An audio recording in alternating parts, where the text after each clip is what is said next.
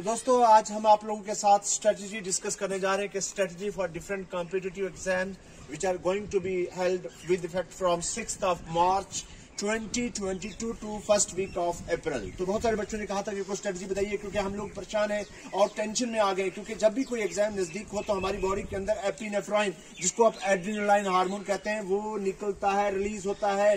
Tension हो रही है आप लोगों को, बिकॉज जब एग्जाम आ गया तो उस टेंशन की वजह से आपने जो प्रिपेयर किया है वो भी आप रिवाइज नहीं कर पाते हो। जब रिवाइज नहीं कर पाते तो आप एग्जाम को अच्छे तरीके से अटेम्प्ट नहीं कर पाते। देखिए, प्रिपरेशन मैटर नहीं करता, मैटर करता है प्रेजेंटेशन, कि कितना आप प्रेजेंट कर पाते हो। और प्रेजेंट तब करोगे जब आपका सबसे बड़ा पॉइंट क्या रहता है, आपका कॉन्फिडेंस लेवल। सबसे बड़ा पॉइंट जो है आप लोगों को डिस्कस करना है, मैंने क्या, कॉन्फिडेंस लेवल। मैं अभी सिलेबस डिस्कस करूंगा, उससे पहले मैं कुछ आप लोगों को पॉइंट डिस्कस करूं। तो आपने कॉन्फिडेंस को लूज नहीं करना है। आपने कहना है कि नहीं, ओनली आई कैन, सिर्फ मैं ही कर सकता हूं इस एग्जाम को क्रैक। ये एग्जाम कोई बड़ा एग्जाम नहीं है, बहुत ही स्मॉल एग्जाम है मेरे लिए। और मैंने जो प्रिपरेशन करके रखी हुई है वो इतनी प्रिपरेशन है कि जिस प्रिपरेशन में मैं इजीली कोई भी competitive exam, any competitive exam जो है दुनिया का कोई भी, उसको मैं पास कर सकता हूं। सबसे पहला पॉइंट आप लोगों के पास क्या होना चाहिए, कॉन्फिडेंस। नंबर 1 ये कॉन्फिडेंस था। जब वीडियो को मैं रोकूंगा तो आप रोक ही लेना। समझ आई मेरी बात की आपको?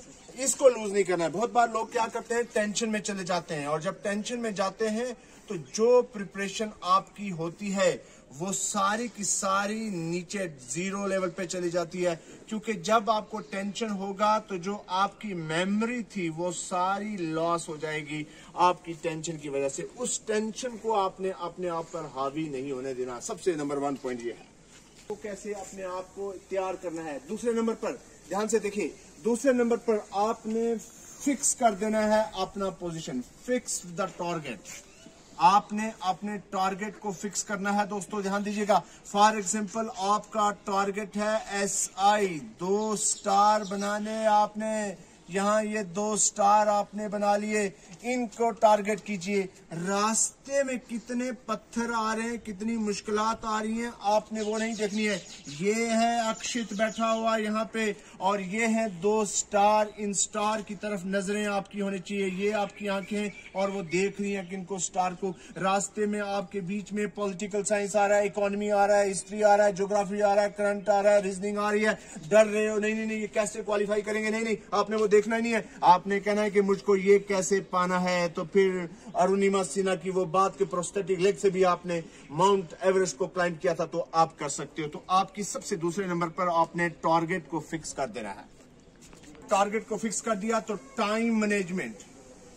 अगली जो सबसे बड़ी बात है वो होती है टाइम मैनेजमेंट, कि हम लोग पॉसिबल कि भाई अब तो सिर्फ 1 मंथ एग्जाम को रह गया है, अब 1 महीने में हम कैसे प्रिपरेशन करेंगे, कैसे रिवाइज करेंगे। तो सबसे बड़ा इंपॉर्टेंट पॉइंट हो जाता है हमारा टाइम मैनेजमेंट। तो दोस्तों सबसे ज्यादा नुकसान अगर बच्चा कर रहा है तो यहीं पे कर रहा है, वो मैनेज नहीं कर पाता है कि नहीं सुबह हमको 6 बजे उठना है 6 AM पे, और रात को हमको 12 बजे सो जाना है। तो इस दौरान में जितना भी टाइम आ रहा है हम इसमें कैसे खाना पीना कैसे करना है, अपना बाकी तमाम कैसे करना है, अपनी कोचिंग क्लासेस कैसे करनी है, लाइब्रेरी में कितनी देर बैठना है और कहां से पढ़ना है, ये बड़ा सबसे बड़ा हमारे लिए पॉइंट है। सिलेबस, कि भाई हमको पॉलिटी भी पढ़नी है, हमको हिस्ट्री भी पढ़नी है, हमको ज्योग्राफी भी पढ़नी है, हमको अपना करंट भी पढ़ना है, हमको इकोनॉमी भी पढ़नी है, हमको साइंस एंड टेक्नोलॉजी भी पढ़नी है, हमको रीजनिंग भी पढ़नी है, और हमको इंग्लिश भी पढ़नी है। तो ये देखिए 7 कंपोनेंट मैंने आप लोगों के साथ डिस्कस किए, ये सारे पढ़ने। तो हम परेशान होंगे कि पॉलिटी को कितना टाइम, हिस्ट्री को कितना टाइम, ज्योग्राफी को कितना, करंट को कितना, है ना, जो इकोनॉमी है उसको कितना, साइंस को कितना, रीजनिंग को कितना, इंग्लिश को कितना टाइम देना है, ये सबसे बड़ी बात है। और इन सब में कंपोनेंट्स में से कौन सा कंपोनेंट ऐसा है जिसको ज्यादा टाइम हम लोगों ने देना है? वो इसलिए ज्यादा टाइम देना है क्योंकि वो पोर्शन हम लोगों को ज्यादा स्कोर दे सकता है। ये वाला पॉइंट भी बहुत इंपॉर्टेंट है कि हम लोग लगे रहते हैं, नहीं हमको बस ये पढ़ लेना जी, कॉन्स्टिट्यूशन पढ़ते रहे इजी है, मजा आ रहा है कॉन्स्टिट्यूशन पढ़ने में। और वो एरिया जहां से हम लोग दूसरे बच्चों से थोड़ा सा आगे जा सकते थे, उस एरिया पे हम फोकस नहीं करते। डेली बेस पे, ध्यान से दोस्तों ये पॉइंट लिख लेना आप लोग, डेली बेस पे हमको अपना टाइम टेबल प्रिपेयर करना है, टाइम टेबल प्रिपेयर करना है डेली बेस पे। और टाइम टेबल आवर्स के हिसाब से नहीं करना है, नो आवर्स के हिसाब से नहीं, घंटों के हिसाब से नहीं, आपने टाइम टेबल टॉपिक के हिसाब से करना है, टॉपिक के हिसाब से करना है। कैसे? फॉर एग्जाम्पल हमको पढ़ना है इंडियन नेशनल कांग्रेस, ये कब एस्टेब्लिश हुई, who was the first president, who gave the idea of Indian national Congress, पहला सेशन कब हुआ, किस महीने में सेशन हुआ करता था, किस रिलीजन से ताल्लुक रखता था पहले वाला सेशन। 1935 में इंडियन नेशनल कांग्रेस ने जिस वक्त ये आइडिया कॉन्स्टिट्यूएंट असेंबली को ऑफिशियली दिया, उस वक्त उसका प्रेसिडेंट कौन था। तो जब आप इंडियन नेशनल कांग्रेस को पढ़ रहे हो तो इसके लिए फिक्स कर दीजिए कि आज रात को, आज इवनिंग में हमने ये टॉपिक पढ़ना है। वो चाहे आपको हाफ एन आवर में हो जाता है या आपको 5 घंटे लग जाते हैं, ये डिपेंड करता है आपकी कंसंट्रेशन पे। ध्यान से, बहुत खूबसूरत पॉइंट बोला हूं, आपकी कंसंट्रेशन पे। क्योंकि आप जब कॉन्ट्रैक्ट लेते हो, कोई ठेका लेते हो, तो आप उस वक्त ये नहीं सोचते हो कि नहीं मेरे को दर्द है, मैं थक जाऊंगा। आपका वन पॉइंट रहता है कि मुझे ये ठेका जल्दी से जल्दी खत्म करना है, और वो काम जो पूरे दिन में होता था वो आप 2 घंटे में कर सकते हो। यही है कॉन्ट्रैक्ट कि आपने इस टॉपिक को खत्म करके सोना है। तो आप उस जो आने वाली नींद है, उस नींद का पीछा करने के लिए आप ज्यादा फोकस करोगे और जल्दी से जल्दी आप उस टॉपिक को तैयार कर सकते हो। ये सबसे पहला पॉइंट स्ट्रेटेजी है भाई आपकी। ये स्ट्रेटेजी आपकी ये नहीं होनी चाहिए कि टाइम टेबल हमने 6 से 7 तक पॉलिटी पढ़ा, 8 से 9 हिस्ट्री पढ़ा, नो, फिर आपकी कंसंट्रेशन बनेगी नहीं। आपकी कंसंट्रेशन अगर आप चाहते हो तो आपको टॉपिक को टारगेट करना है कि मुझको ये टॉपिक पढ़ के, मुझको इंडियन नेशनल कांग्रेस है ना, फ्रीडम मूवमेंट, एक मैं एग्जांपल दे रहा हूं है ना, जीएसटी, साइंस में आप डिजीजेस, ये वाले टॉपिक आज मैंने पढ़ के सोना है। तो फिर आपको नींद नहीं आएगी, आपकी पूरी की पूरी तवज्जो इन टॉपिक्स पे होगी, क्योंकि आपका टारगेट है एक खूबसूरत सी नींद करना इस खूबसूरत से बेड पे। और ये पॉसिबल तभी होगा जब आप ये टॉपिक खत्म कर पाओगे, और ये टॉपिक तब खत्म कर पाओगे जब आपकी पूरी की पूरी कंसंट्रेशन इस पे होगी। This is the most important strategy कि टाइम मैनेजमेंट और कंसंट्रेशन बनाने के लिए आपको टॉपिक को फिक्स करना पड़ेगा। पॉलिटी, इंडियन पॉलिटी, आपने पॉलिटी में क्या पढ़ना है? सबसे पहले आपने कॉन्स्टिट्यूशन से स्टार्ट करना है। ध्यान से देखिए दोस्तों, सबसे पहले कॉन्स्टिट्यूशन, और कॉन्स्टिट्यूशन में कहानियां नहीं पढ़नी दोस्तों, बिल्कुल कहानियां नहीं पढ़नी। कॉन्स्टिट्यूशन में सबसे पहले एम.एन. रॉय, इससे स्टार्ट करिए। मैं आपको पूरा लेक्चर नहीं दूंगा, मैं खाली बता रहा हूं। आपने कॉन्स्टिट्यूशन की बात करनी है तो 1934 से स्टार्ट कीजिए, फिर 1936 पे जाइए, फिर 1942 पे जाइए, फिर 1942 से फिर 1946 पे जाइए, फिर 1946 से 1947 पे जाइए, फिर 1947 से फिर 1949 पे जाइए, और फिर 1949 से लेकर 1950 पे जाइए। ध्यान से देखिए, ये समरी कहते हैं कॉन्स्टिट्यूशन को। क्यों आप कहेंगे, थोड़ा सा इसमें बता दूं। जैसे 1934 में एम.एन. रॉय ने आइडिया दिया, 1936 में लखनऊ प्रेसिडेंट बन गया डॉक्टर राजेंद्र प्रसाद है ना, फिर बी.एन. राव एडवाइजर बन गए। 20 नवंबर 1949 को कॉन्स्टिट्यूएंट असेंबली हमारा तैयार हो गया, और 1950 में इम्प्लीमेंट हो गया 26 जनवरी 1950 को। तो ये कहानी पढ़नी है दोस्तों, ये पढ़ना है स्टाइल आपका पढ़ने का कि एक खूबसूरत सा सांप बना दीजिए और उस सांप को देखते रहिए। मैं बार बार कहता हूं, जब तक आप स्मार्ट नहीं होंगे, कोई स्मार्ट चीज होगी तो वो अट्रैक्ट करेगी, और खूबसूरती से बनाइए। लंबी कहानी के चक्रों में रहोगे तो भूल जाएंगे, ये कभी नहीं भूलेंगे। मैं I am not from the political science, लेकिन ध्यान से देखिए, जब इस तरह से आप तैयारी रखेंगे तो आपको सब तैयार रहेगा। 395 article, 8 schedule, 22 part, now word 68 article, 25 parts and 12 schedules. ये कॉन्स्टिट्यूशन है। बस इसके मेंबर कौन कौन से थे, ड्राफ्टिंग कमेटी का हेड कौन था, स्टीयरिंग कमेटी का हेड कौन था, कॉन्स्टिट्यूशन पढ़ लिया, खत्म हो गया। दूसरे नंबर पर पॉलिटिकल साइंस में आप चले जाएंगे तो फंडामेंटल राइट्स, तीसरे नंबर पर डायरेक्टिव प्रिंसिपल्स, चौथे नंबर पर फंडामेंटल ड्यूटीज, पांचवें नंबर पर प्रेसिडेंट, छठे नंबर पर गवर्नर,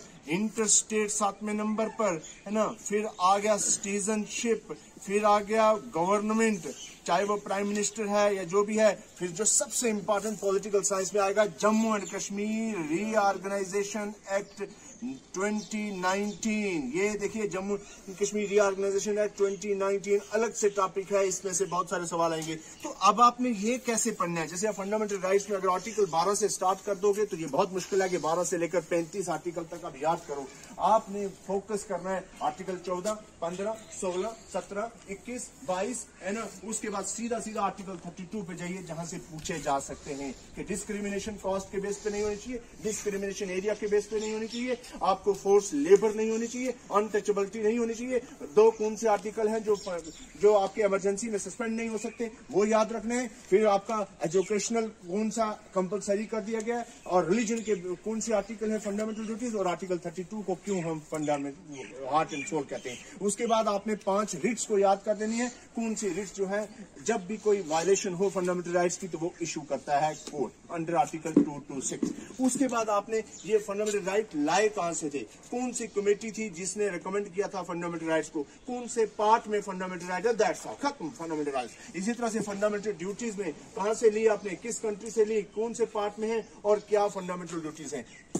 डायरेक्टिव प्रिंसिपल्स, उसमें आपको क्या क्या है, गवर्नर किस आर्टिकल के तहत गवर्नर होता है, क्या गवर्नर की इम्पीचमेंट हो सकती है, ये सवाल पूछा जा सकता है। मैं आपसे भी पूछता हूं जल्दी से, अक्षित बताइए, क्या गवर्नर की इम्पीचमेंट होती है? होती है, होती है, जल्दी बोलिए, जल्दी बोलिए, होती है, होती है भाई। सो ध्यान से देखिए, तो सुन लीजिए मेरे भाई, हमने जल्दी में ये भी दिस इज अनदर स्ट्रेटजी कि हम लोग बहुत जल्दी से विदाउट सर्चिंग, जिसको कहते हैं रिफ्लेक्स एक्शन, सोचते नहीं और जवाब देते हैं। याद रखना, इम्पीचमेंट किसकी होती है, आप मेरी तरफ कभी जिंदगी में याद नहीं भूलेगा, कभी प्रेसिडेंट की इम्पीचमेंट होती है, बोथ द हाउसेस 2/3 मेजोरिटी से पास करते हैं तो खत्म। और उसके बाद जस्टिस और जजेस का इम्पीचमेंट होती है, और इम्पीचमेंट तीसरे नंबर पर होती है CAG, controller and auditor general. No impeachment in case of governor, governor can be appointed and the will of president can remove governor at any time on the recommendation of council of minister headed by the prime minister। ये भी याद रखना, ये चीजें बहुत मुद्दा है। और फिर जब कोई कंट्रोवर्सी आ जाए दोनों हाउसेस में, दैट इज राज्यसभा और लोकसभा में, तो उस वक्त जॉइंट सेशन कॉल करता है। कौन कॉल करता है जॉइंट सेशन? हु? टेंशन नहीं लेना, कौन? President. Yes, president can call joint session for that, to solve that controversy. Who will chair the session? Yes, in that case, is Lok Sabha speaker can chair the session. Who is the Lok Sabha leader?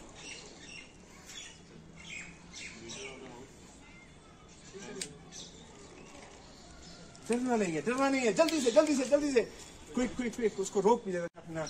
Governor impeachment नहीं, governor तो appoint करता है president कि कौन home ministry से minister of council उसको recommend करता है under the chief prime minister.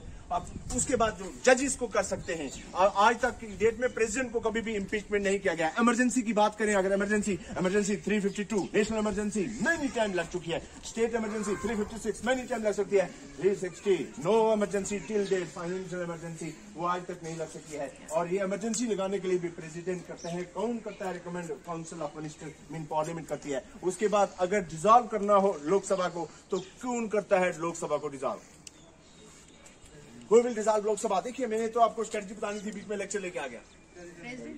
President करता है on the recommendation of the council of minister, है ना। और कभी कभी वो गलत भी करवा देते हैं तो नहीं कर सकता है। देखिए, प्रेसिडेंट के पास सिर्फ एक वीटो पावर है। वीटो पावर क्या? पॉकेट वीटो पावर मीन आपने कोई चीज पास, कोई बिल भेजा है प्रेसिडेंट के पास, और प्रेसिडेंट उसको वापस भेज सकता है कि इसको दोबारा चेक कीजिए भाई, इसमें थोड़ी चेंजिंग कीजिए। और दूसरी बार अगर आप भेज देंगे तो प्रेसिडेंट कैन साइन, प्रेसिडेंट को साइन करना ही पड़ेगा। लेकिन प्रेसिडेंट अगर चाहता है, लगता है कि ये गड़बड़ है, तो वो रोक सकता है, क्योंकि टाइम फ्रेमवर्क नहीं है।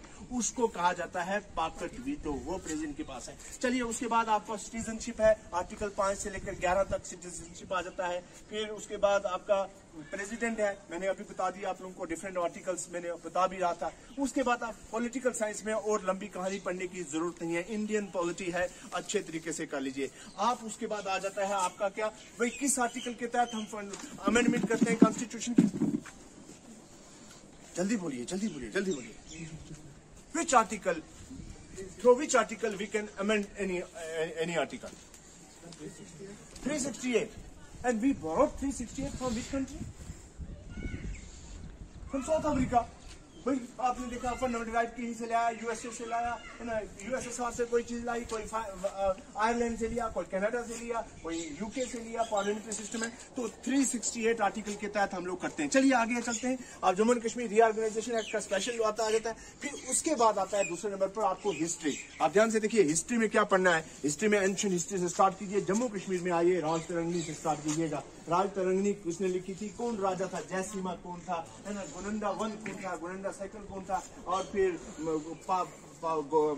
गुप्ता डायनेस्टी किसने स्टार्ट की थी, है ना, हब्बा खातून कौन थी, है ना, यूसुफ चक कौन था, अता मोहम्मद गवर्नर कौन था, किसने काइन स्टार्ट किए थे अपने इसके नाम, शेख नूरुद्दीन नूरानी जो है रहमतुल्लाह अलैह उनके नाम पे, और ये जो भाऊ फाउट किसने बनाया, जम्मू किसने किया, है ना, फिर यहाँ से कौन कौन से रिवर हमारे जम्मू कश्मीर से निकल के आ रहे हैं। ये हिस्ट्री पढ़ते पढ़ते आप चलेंगे जब तो आप इंडियन हिस्ट्री पे आ गए थे। फिर उसके बाद कैसे यूके वाले आ गए, कैसे उन्होंने हुकूमत की, फिर दिल्ली सुल्तान आप 712 मोहम्मद बिन कासिम से लेकर महमूद गजनवी, मोहम्मद गौरी, है ना, तुगलक चाहिए, सैयद चाहिए, और उसके बाद खिलजी चाहिए, उसके बाद मुगल चाहिए, और मुगल के बाद अंग्रेज, अंग्रेजों के बाद फिर हिंदुस्तान की आज़ादी का कैसे रहा 1857 से लेकर 1947 तक, ऐसे टिप्स पे आपको होना चाहिए। और जो फिर नेशनल मूवमेंट, सबसे बड़ी बात इंपॉर्टेंट है, खेरा मूवमेंट क्या थी, है ना, चंपारण मूवमेंट क्या थी, है ना, फिर वो क्या क्या पॉलिसियां कौन से, डू और डाई का नारा किसने लगा दिया था,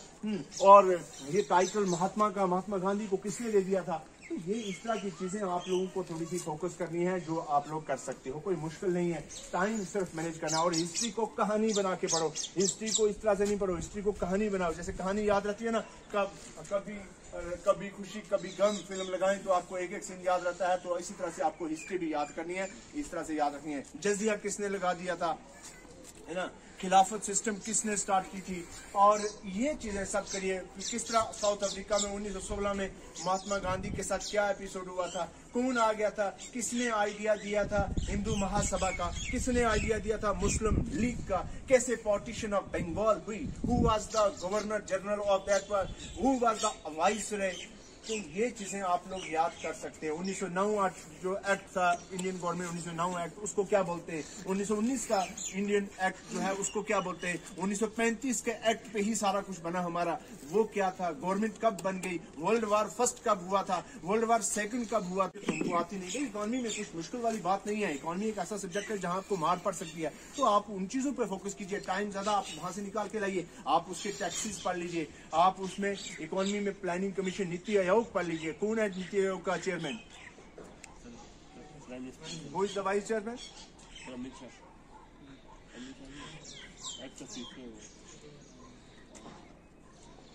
हु इज शक्तिकांत,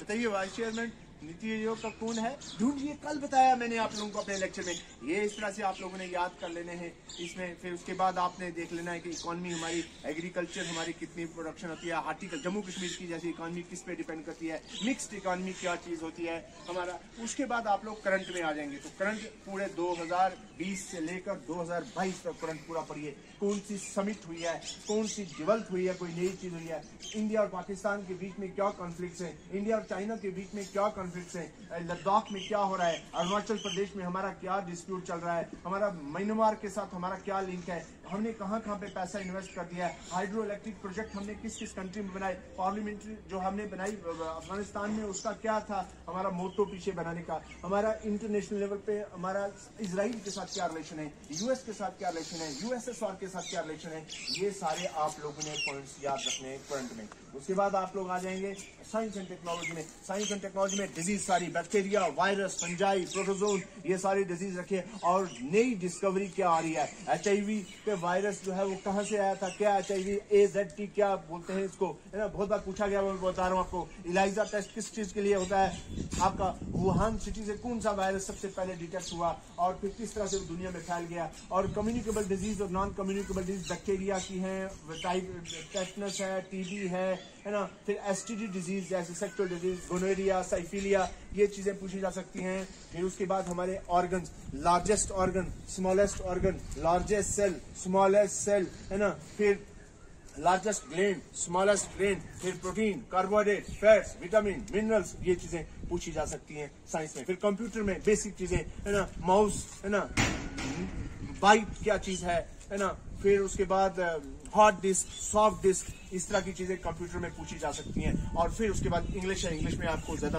टेंशन वाली बात नहीं है।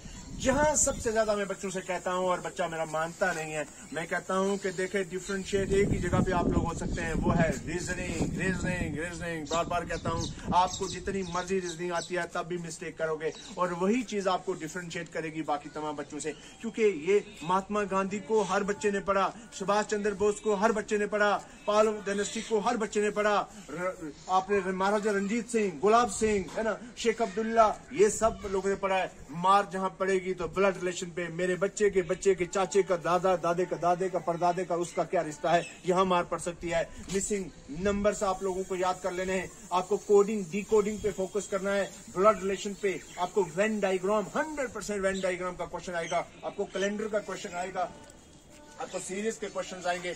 ये आपको बहुत प्रैक्टिस करने की जरूरत है और यहीं से आप लोग बाकी बच्चों से स्कोर ले जाएंगे। अब ये तो सिलेबस डिस्कस किया, अब इसके बाद मैं आपको बताऊं कि आपने करना क्या है। दोस्तों, आपने डरना नहीं है, पॉजिटिव सोच रखिए। सबसे पहले तो फौजियों की तरह ऐसे खड़े हो जाइए, सावधान। एक बार बोलिए दोस्तों, मेरे साथ बोलिए, सावधान। ऐसे नहीं, जोर से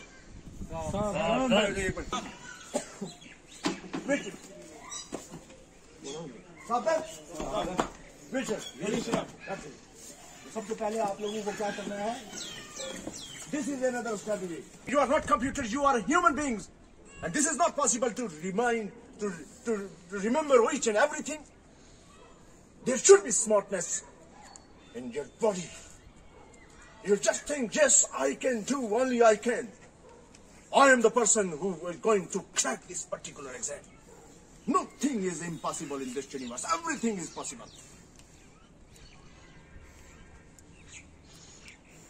हंगरी का एक फौजी ना, उसका राइट हैंड वो तैयारी कर रहा था, किसकी, शूटर था वो शूटिंग तैयारी कर रहा था। 1939 की जब जंग लगी, वर्ल्ड वार सेकंड, उसका दाहिना हाथ एक ब्लास्ट से खत्म हो गया।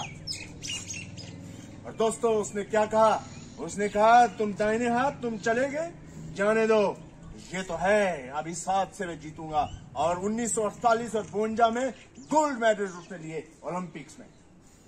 बना सकते तो मैं time, I will prepare time table for you people, लेकिन फिर उस टाइम टेबल को आपने मानना है। किस तरह से, कितने बजे आपने उठना है, खाना क्या खाना है, हमारे कहने पे चलिए फिर देखते हैं कि कैसे एग्जाम पास नहीं होगा। दुनिया में कोई भी इम्पॉसिबल चीज हमारी डिक्शनरी में है ही नहीं। नो वर्ड, हमने अंग्रेजों का उस नो वर्ड को डिक्शनरी से निकालने के बाद मैंने उसको कहा, नो का मतलब नहीं, बल्कि नो का मतलब है नेक्स्ट अपॉर्चुनिटी। अगर कोई किसी एक जगह पे रह जाता है तो हम उसको कहते हैं नहीं, be ready for the next opportunity. You are the फौजी, आप फौजी हो, और फौजी कभी भी हार नहीं मानता। आप वो लोग हो जो माउंट एवरेस्ट में जमी हुई बर्फ को भी तोड़ के वहां झंडा हिंदुस्तान का लहरा सकते हो। वो आप में विल पावर है, और वो विल पावर डेवलप करने के लिए आपके ये दिमाग जो है यहां से निकालना पड़ेगा, नहाना पड़ेगा, फ्रेश होना पड़ेगा, और फ्रेश होके आना पड़ेगा इस किसी भी एग्जाम में। और जिस दिन आपके दिमाग में ये बात आ गई तो दुनिया की क्या ताकत है कि आपको और आपकी मंजिल के बीच में आ सके। मेरा भी यही कहना है, आपको टाइम टेबल बनाइए, और टाइम टेबल आवर्स के हिसाब से नहीं, टाइम टेबल टॉपिक के हिसाब से बनेगा। आप आइए हमारे पास, हम आपको पूरी हेल्प करेंगे। नंबर 2 पर आपके टेस्ट हम कंडक्ट करेंगे। आप इस मीटिंग के बाद आप हमारे पास ऑफिस में आइए, आप बताइए कि सर टेस्ट लीजिए हमारे, हम आपके टेस्ट भी लेंगे। तो मेरा मानना यही, आखिरी बात यही मंत्र दे के जा रहा हूं कि सिर्फ और सिर्फ उन 2 स्टार का देखिए कि उन स्टार के पास कैसे पहुंचते हूं। रास्ते में आने वाले दरिया, नदी, पहाड़, लोग, तलवारें, बंदूकें, इनको मत देखिए। आप सिर्फ उन स्टारों के पीछे उसको पकड़ने की कोशिश कीजिए। दुनिया में ऐसे लोग भी आपको मिलेंगे जो चल नहीं सकते थे, जो बोल नहीं सकते थे, लेकिन बहुत कुछ करके चले गए। बहुत बड़ी स्टीफन हॉकिंग की एग्जांपल आप देखें, पूरी जिंदगी ऐसे रहा और दुनिया का बहुत बड़ा साइंटिस्ट बन गया। ऐसे हमारे पास एग्जांपल हैं जो मैं आपको बहुत बार वीडियो में कोट कर चुका हूँ। आपको अल्लाह का करम है, आपके पास सब कुछ है। आज से ही आप कसम खा लो कसम, खाओ कसम मेरे साथ, उठिए, खड़े हो जाइए, प्लेज लेते हैं, हाथ भरा कीजिए, प्लेज लेते हैं। हम कसम खाते हैं कि पूरी जान लगाकर ईमानदारी से पूरे कॉन्फिडेंस को डेवलप करके इन तमाम एग्जाम्स को पास करेंगे। हम में इतनी हिम्मत है कि हम इस तरह के एग्जाम की तैयारी करके इस तरह के एग्जाम्स में टॉप करेंगे। हमें आज से अपनी तमाम बुरी चीजों को दूर करके अपने इस टारगेट को फिक्स करना है और इसको अचीव भी करना है। हम कसम खाते हैं सुपर 30 का ये हलफ बर्दारी इसको हम अपनी जिंदगी में इम्प्लीमेंट करके अपने माँ बाप का, अपनी सोसाइटी का और अपने देश का नाम रोशन करेंगे। Thank you very much.